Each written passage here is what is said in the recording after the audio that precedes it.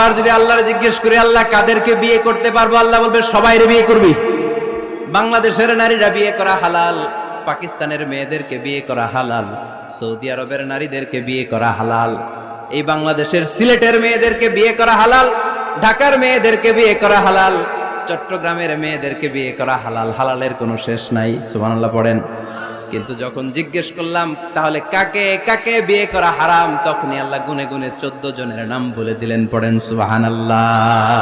হুররিমাত আলাইকুম উম্মাহাতুকুম ওয়া বানাতুকুম ওয়া আখাওয়াতুকুম ওয়া আম্মাতুকুম ওয়া খালাতুকুম ওয়া বানাতুল আখি ওয়া বানাতুল উখত। চিল্লায় পড়েন আল্লাহু আকবার। যখন হালাল তখন ব্যাপকভাবে বললেন সব মেয়েদেরকে বিয়ে করতে পারো। মুসলিম যত নারী হয়, বাংলাদেশের হোক, পাকিস্তানের হোক, ইন্ডিয়ার হোক, গোটা বিশ্বের যে কোনো জায়গার মুসলিম নারী হলেই সেটা হালাল।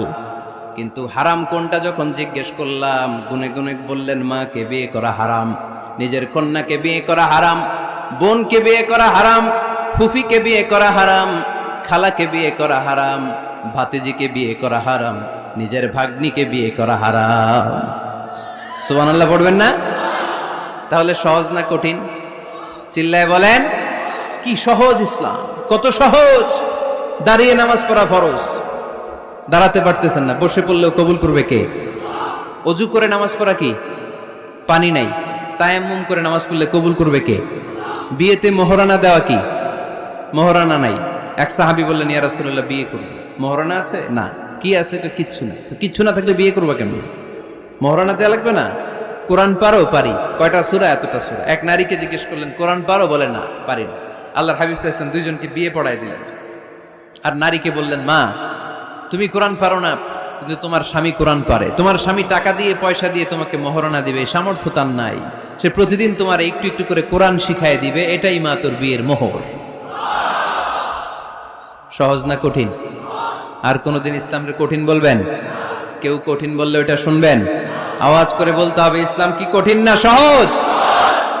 মাশাআল্লাহ। দুইটা মূলনীতি বুঝে গেছেন না?